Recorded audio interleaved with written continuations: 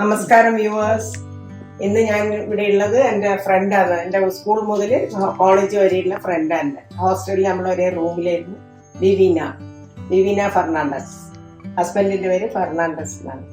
Fort കൊച്ചിയിലാണ് നിങ്ങൾ. എന്നിട്ട് ഇന്ന് നമുക്ക് പെസഹ അപ്പം ഉണ്ടാക്കി തരും. ഈസ്റ്ററല്ലേ വരുന്നത്, അപ്പൊ അതിന് മുമ്പായിട്ടുള്ള പെസഹ വ്യാഴാഴ്ച കഴിക്കേണ്ട അപ്പം ഉണ്ടാക്കി തരും. പെസഹ വ്യാഴാഴ്ചന്റെ ഇതൊന്ന് സ്പെസിഫിക്കേഷൻ അത് തന്നെ പള്ളി കഴിഞ്ഞ് വ്യാഴാഴ്ച നമ്മൾ മോണ്ടി ഫസ്റ്റ് അന്നത്തെ ദിവസം നമ്മൾ പള്ളി കഴിഞ്ഞ് തിരിച്ചു വരുമ്പോ ഏറ്റവും മൂത്ത കാരണവർ മുറിക്കണം ഈ അപ്പം. ഇത് വീട്ടിലെല്ലാവർക്കും കൊടുക്കും. ഒരു ഒത്തൊരുമയുടെ ഒരു ഇതായിരിക്കും. ആ അപ്പാണ് വിവീന ഇപ്പൊ നമുക്ക് ഉണ്ടാക്കി തരാം. നമ്മളിന്ന് ഉണ്ടാക്കാൻ പോകുന്നത് അപ്പത്തിന്റെ പേരാണ് പുളിയാത്തപ്പം. പുളിയില്ലാണ്ട് ഉണ്ടാക്കുന്ന സാധനങ്ങള്: 1 ഗ്ലാസ് പച്ചരി, ഈ ഒരു കപ്പിന് 1/2 ഗ്ലാസ് ഉഴുന്ന്, 1/2 ഗ്ലാസ് തേങ്ങ, കുറച്ച് ചെറിയ ഉള്ളി, 2-3 വെളുത്തുള്ളി, ഇത്തിരി ജീരകം, ഉപ്പ്. ഇതിപ്പോ നമ്മൾ അരക്കാൻ പോവാണ്.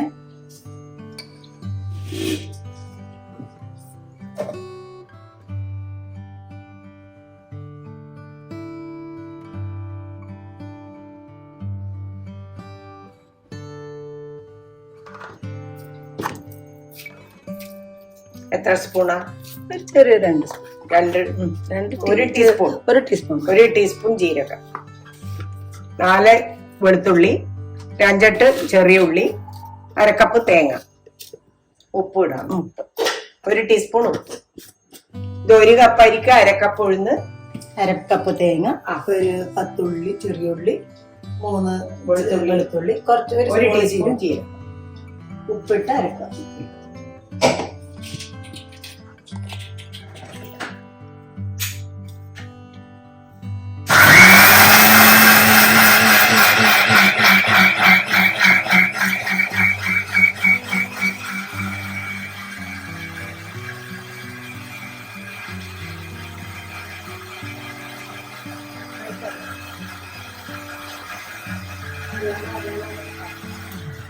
നന്നായി അരിയണം, നല്ലോണം അരിയണം.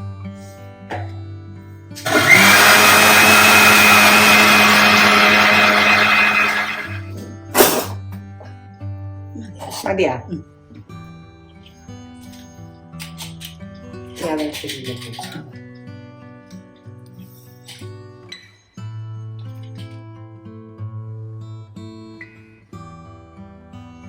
അരമണിക്കൂർ റെസ്റ്റ് ചെയ്യാൻ വെക്കണം. റെസ്റ്റ് ചെയ്യുന്ന സമയം കൊണ്ട് നമ്മൾ ഇതിന്റെ കൂടെ മുക്കി കഴിക്കേണ്ട പാലുണ്ടാക്കാം. അതിന്റെ പാലിന് വേണ്ടിയിട്ടുള്ള ശർക്കര, ഞാനിത് നാടൻ ശർക്കരയാണ്.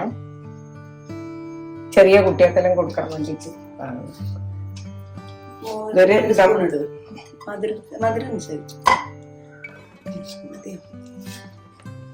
തേങ്ങാപ്പാലത്രല്ലേ ഉള്ളൂ അല്ലേ? ഒരു വലിയ ടേബിൾ സ്പൂണും കുറച്ച് 1.5 ടേബിൾ സ്പൂൺ ഉരുക്കാൻ വെക്കും. തേങ്ങാപ്പാലുണ്ട്. അതിന് വേണ്ട ശർക്കര ഉരുക്കാൻ വെച്ചിട്ടുണ്ട്. അത് തേങ്ങാപ്പാലുണ്ട്. 1 കപ്പ് തേങ്ങാപ്പാൽ. ഇതാണ് ഇതിന് ആവശ്യമുള്ള 3 പൊടി: ജീരകപ്പൊടി, ചുക്കിന്റെ പൊടി, ഏലക്കായ പൊടി, എല്ലാം പൊടിയാണ്. അരിപ്പൊടി, തേങ്ങാപ്പാലിടുന്നേ. തേങ്ങാപ്പാല്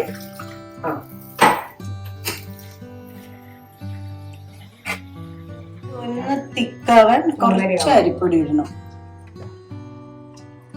1 ടീസ്പൂൺ മതിയാ? 1 ടീസ്പൂൺ ഇട്ടു. തിക്കാവട്ടെ. തിക്കായിട്ടില്ലെങ്കിൽ കുറച്ചും കൂടി ഉപ്പ. എല്ലാത്തിനും കുറച്ച് ഉപ്പിടുമല്ലോ. ഉപ്പായിട്ടിടുന്നതല്ല, തരി ഉപ്പ് ടേസ്റ്റ് ലെവലാവാൻ വേണ്ടിട്ട്. അരിപ്പൊടി വേണോ?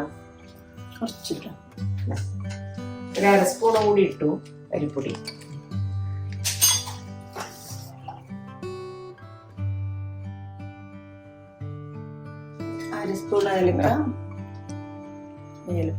ഇത് ടേബിൾ സ്പൂണാണ്. 1/2 ടീസ്പൂൺ ഏലക്ക പൊടി.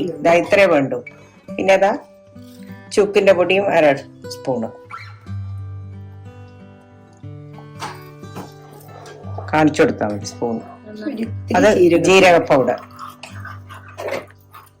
ഇതെല്ലാം ദഹിപ്പിക്കുന്ന സാധനങ്ങളാണ്. ഒരു പ്രത്യേക മണമായിരിക്കും.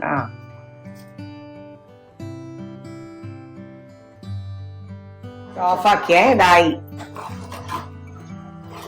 ഇത് കഴിഞ്ഞിട്ട് 1/2 മണിക്കൂർ റെസ്റ്റിന് വെച്ച് അപ്പം റെഡിയാക്കാൻ തുടങ്ങും. ആ സമയം കൊണ്ട് ഞാൻ ഇത് കാണിച്ചത്.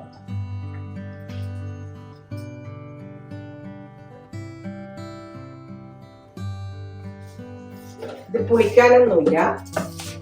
ഈ മാവ് പുളിക്കണ്ട, അതാണ് ഇതിന്റെ പ്രത്യേകത. പുളിയാത്തപ്പം എന്നാ പറയാ. ഇതിന് എന്താ പുളിയാത്തപ്പം? പുളിയില്ലാത്ത അപ്പം. മറ്റേ അരിയും ഉഴുന്നും അരക്കുന്നോണ്ട് എല്ലാരും പുളിക്കണം എന്നെല്ലാം പറയില്ലേ ദോശക്കെല്ലാം, അത് വേണ്ട ഇതിന്.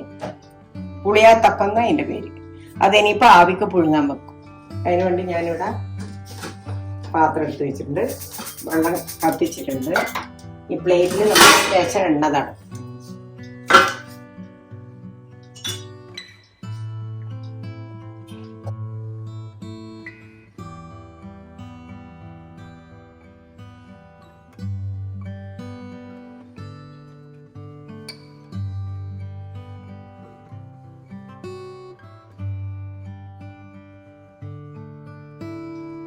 ഇതിപ്പോ ആ അപ്പത്തിന് അരച്ചതിന്റെ പകുതി ഈ പ്ലേറ്റിലേക്ക് ഒഴിച്ചിട്ടുണ്ട്.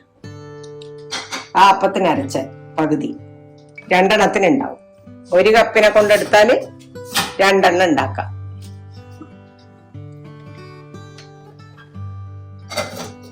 ഇത് ആവി വന്ന് പൊന്തി വരും. പൊന്തണ്ടാന്ന് തോന്നി. ഈ അപ്പം പൊന്തണ്ട, വെന്ത് വന്നാ മതി. അതേ പ്രാവശ്യം ഓശാന ഞായറാഴ്ച നമുക്കൊരു കുരുത്തോല കിട്ടൂലേ, ആ കുരുത്തോല നമ്മള് മുറിച്ചിട്ട് ഇതിന്റെ മേലെ വെക്കണം, ക്രോസിനെ പോലെ. അത് അപ്പോഴാണ് അതിനൊരു പ്രത്യേകത വരുന്നത്. അത് ശരി, കുരുത്തോല തന്നെ. കുരുത്തോല പീസാക്കി ഇങ്ങനെ ഒരു ക്രോസ് പോലെ ആക്കി നൽകും, അതിന്റെ മുകളിൽ വെക്കും. അത് ശരി. ഇത് പൊന്തി വന്നിട്ടുണ്ട, വെന്തു. ഇതില് മാവ് ഒട്ടിപ്പിടിക്കും. പുളിയാത്തപ്പം റെഡി. ഇനി അത് തണിഞ്ഞിട്ട് വേണം പ്ലേറ്റിലേക്ക് ഇടാൻ. പെസഹ അപ്പം, പുളിയാത്തപ്പം. ഇവന് ഭയങ്കര എക്സ്പെർട്ടാണ്. എന്നോളെ അനിയത്തി വാലറിൻ പറഞ്ഞത്. പുളിയാത്തപ്പം റെഡിയായി. അതിന്റെ മുക്കി കഴിക്കേണ്ട ശർക്കരയും തേങ്ങാപ്പാലും ഇഞ്ചിയും ഇത് മറ്റേ ചുക്കിന്റെ പൊടി, ഏലക്കായ്പൊടി, മറ്റേ ജീരകപ്പൊടി ചേർത്ത തേങ്ങാപ്പാൽ.